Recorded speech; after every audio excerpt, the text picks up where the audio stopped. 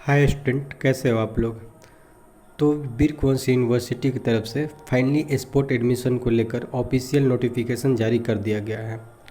Session 2025-29 में जो भी स्टूडेंट अपना एडमिशन लेना चाहते हैं उनके लिए यूजी एडमिशन के लिए स्पोर्ट एडमिशन की डेट जारी कर दिया गया है।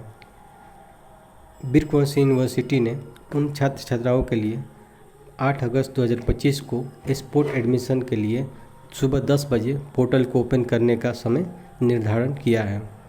तो इस वीडियो में हम लोग समझेंगे। तो चलिए स्टेप बाय स्टेप समझते हैं कि आपको अपना सीट किस प्रकार लॉक करना है और किस प्रकार अपना एडमिशन कराना है। तो सबसे पहले आपको गूगल को खोल लेना है और वहाँ पर टाइप करना है latestjob.news और इस वाले वेबसाइट को आपको खोल लेना है। इस वेबसाइट में आपको VKSU के सेक्शन में चले जाना है। यहाँ VKSU के सारी अपडेट टाइम टू टाइम मिलती रहती है। तो यहाँ पर आपको क्या करना है कि स्पोर्ट एडमिशन 2025-29 वाले पोस्ट को खोल लेना है।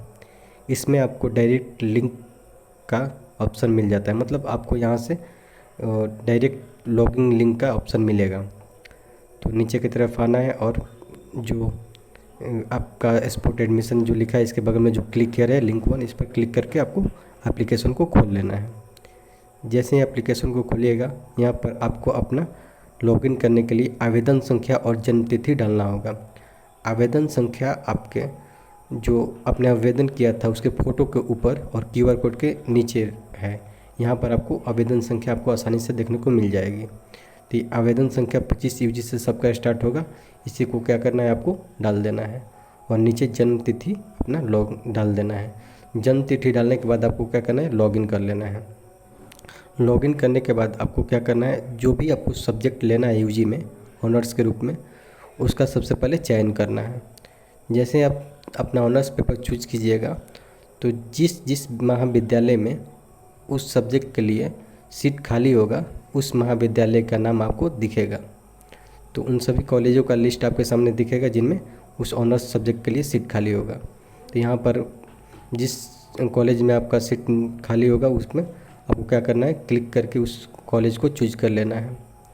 जैसे ही आप उस कॉलेज को चयन कीजिएगा उस नीचे आपको सबमिट बटन को मिलेगा, उस पर क्लिक करके आपको क्या करना है, आगे बढ़ जाना है। जैसे ही आप सबमिट बटन पर क्लिक कीजिएगा आपके सामने मेरिट कार्ड प्रदर्शन होगा।